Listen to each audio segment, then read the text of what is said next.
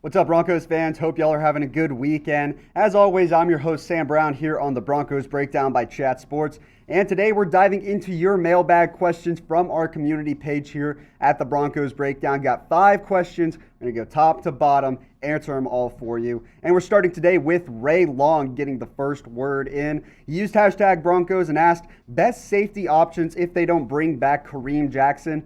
I would just prefer to bring back Jackson. We're talking Kareem Jackson's future here on the Broncos Breakdown by Chat Sports. Denver's got a big decision to make here in the coming days as they have a $10 million club option on Jackson for 2021. Jackson's been a really good safety in his time with the Broncos, and we'll show you his numbers here in a second. 6th among safeties on the PFF grading scale in 2020. Now, assuming Justin Simmons is back, in all likelihood it will be, it's a lot of money to commit to the safety position, and I'm not sure that Kareem Jackson will be playing in Denver next year, given the other decisions that the Broncos have to make. You look at his numbers, like I said, he's been a good safety in his time with Denver. 14 pass breakups and 3 interceptions in 2 years, at least 70 tackles per year. Probably would have reached 90 in 2019 if he had played a full season like he did in 2020. He's been an impact player. Him and Justin Simmons have formed one of the top safety duos in football over the last few seasons. And at that point, the big question becomes, where do George Paton's priorities lie this offseason? Because like I said, it's a decent cap hit. You still have a Von Miller decision to make. You still got free agents that you're hoping to sign both on the team and on the free agent market. And you're sitting at a decent spot cap-wise. But if you don't restructure Von Miller's contract, all of a sudden you're down another $20 plus million. And that severely limits what you're able to do in free agency, and in all likelihood would erase any sort of possibility of the Denver Broncos bringing back Kareem Jackson. So a big decision to make. Imagine you're the one making the decision. Get in the comments and let me know, should Denver bring back Kareem Jackson? Like I've said before on this show, I'm not sure that he'd be willing to take less money like Von Miller might, because he's going to warrant a decent amount on the free agent market. You can type your Y for yes or type your N for no in the comments section. Get down below, get your votes in. Should Denver bring back Kareem Jackson? As we look over to the free agent market, we'll look to free agency and the draft for some safety options in case Denver doesn't bring back Kareem Jackson. These are the only really 2 players I want to consider if you're looking for a sort of lateral move at the position.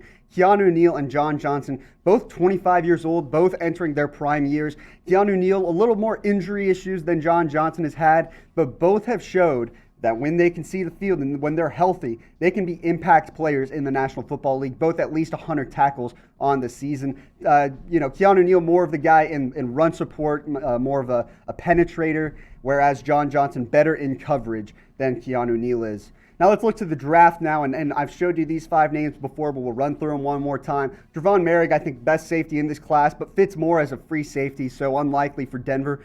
Kind of the same thing with Javon Holland, not quite sure whether he's going to be a free safety or a strong safety at the next level.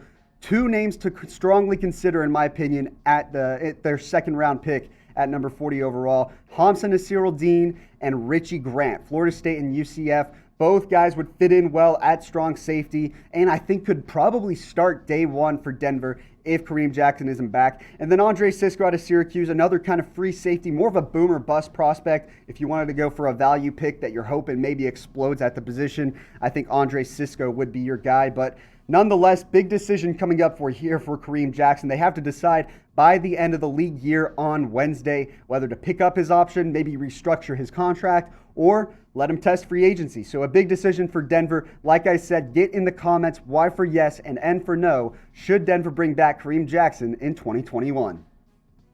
All right, next question coming in now from Nick Gaming. Should the Broncos sign Juju and get Watson and sign Aaron Jones? Boy, busy offseason for Nick Gaming.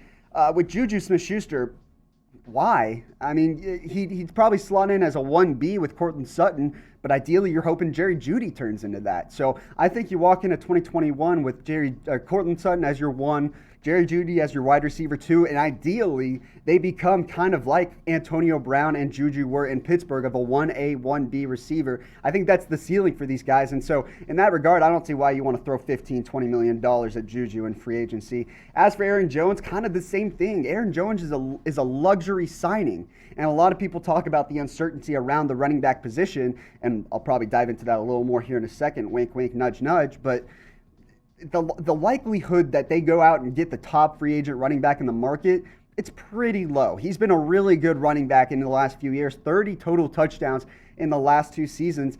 And I know there's a lot of talk around Philip Lindsay's future and whether Melvin Gordon will get suspended.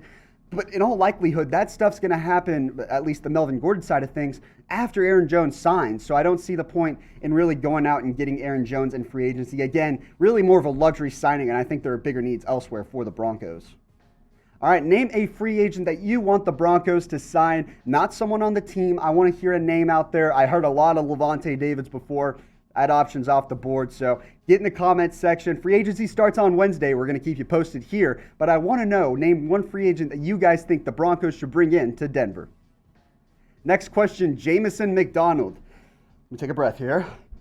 Hashtag Broncos. The Broncos should trade 2020 first, 2021 first, 2023 first, 2 seconds, and Drew Lock for Deshaun Watson, plus void Melvin Gordon's contract if he gets suspended, sign Aaron Jones, yada, yada, yada. I talked about Aaron Jones, like I said, the chances of him signing, chances are he'll sign before we'll find out about Melvin Gordon's likely suspension. So Aaron Jones, not going to happen. As for that Deshaun Watson trade package, I don't think you're far off, in all honesty. And if a bidding war emerges for Deshaun Watson, they very well likely could rise up to 3 firsts and maybe a pair of seconds. I've said here on the show before that if it's a draft-heavy trade package, I don't want to give up more than 3 firsts. If it's a player-heavy trade package, I don't want to give up more than 2 starters for Deshaun Watson. So not a bad idea there from you, Jamison. We'll be interested to see what happens here over the days and weeks to come and how much Deshaun Watson really gets. And if Denver pulls off a trade for Deshaun Watson, we've said time and time again, you better bet that I'm going to be hopping on here, getting a video out for you guys. The bosses will throw me on top of the camera before I even get a chance to breathe. But that's what I want to do. I want to keep you guys posted here on the Broncos Breakdown, the latest news and rumors. Free agency, like I said, Wednesday. We'll have wall-to-wall coverage here on the Broncos Breakdown. Draft coverage leading up to the NFL Draft next April. Mailbag videos just like these. We're doing tons of videos here at the Broncos Breakdown. So if you like stuff like this, we might just be the channel for you. Hit that big red button and subscribe today. All right, couple more questions here. We're going to Victor's Gaming with hashtag Broncos. Should the Broncos worry more about free agency or about signing their players back like Shelby, et cetera, et cetera? You know, that's kind of the tricky balance every single free agency. And I'm going to be very basic and very plain and very straightforward because, you know, you want to bring back the right players. You want to be able to find the right players that fit the system. All I'm saying is make sure you pick the right players to re-sign. I know it's kind of the golden rule of free agency. Make sure you keep the right free agents from your team. Don't overpay for one season or that sort of thing. But there are big decisions here, like I've said time and time again, with players like Kareem Jackson, players like Von Miller, even a guy like a Tim Patrick, a Philip Lindsay, picking whether you want to keep DeMar Dotson or maybe an Elijah Wilkinson. There are a few guys that you're going to have to choose between. Some people you keep, some people you let walk. And so in that regard, I think you really have to be smart if you're George Paton and have a pulse of your team, which is hard given it's his first offseason. Now, in terms of free agency and going out and signing free agents, the Broncos are in a pretty good spot right now at about $31 million in cap space, about 8th in the NFL according to Over the Cap.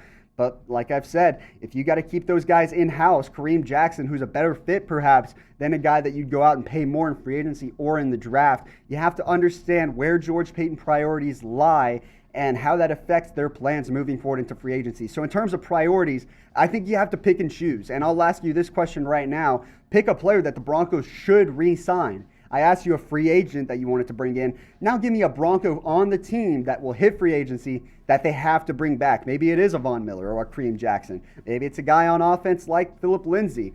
Get your votes in the comments section. If I had to pick one right now, in all honesty, the one player I would re-sign might just be Von Miller or Kareem Jackson. I can't really decide right now. Give me till Wednesday. I'll probably have a definitive answer by then. But get your votes in right now in the comments section. All right, last question coming in here from Nazrudin. Sorry if I mispronounced that, but using hashtag Broncos, appreciate the question. How many drops will Jerry Jeudy have next season? And should Denver trade up with the Eagles and take Trey Lance if Justin Fields, or take Trey Lance or if Justin Fields is there? I'll talk about Jerry Jeudy real quick.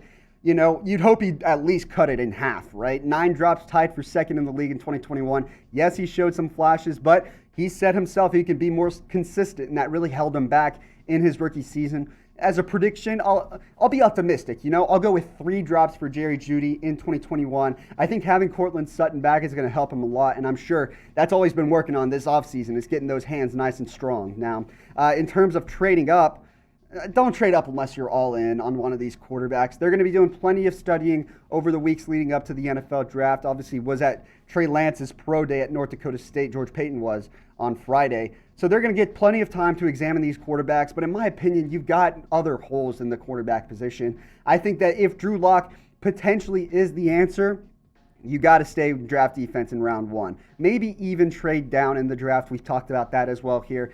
Trading up is just, it's hard to pull off. And even going from 9 to 6, you're still giving up at least another day 2 pick either this year, next year. That's not something I'm really willing to consider to move up 3 spots to get a quarterback.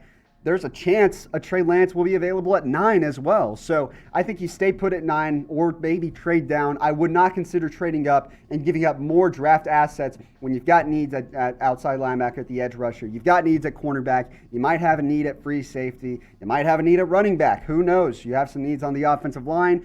Quarterback shouldn't be something to address in the draft, in my opinion, unless you're 100% certain that that guy is your guy. And in that case, maybe you go all in. But appreciate the questions here. That's going to do it for our Broncos mailbag. And hey, maybe you want to get your question in on the next Broncos mailbag. Go ahead and get started now. Use hashtag Broncos in the comments of this video. I'll run through later today and check what you guys are asking. And who knows, maybe you'll get on our next mailbag video. But appreciate you guys who asked your questions, and we'll see you next time.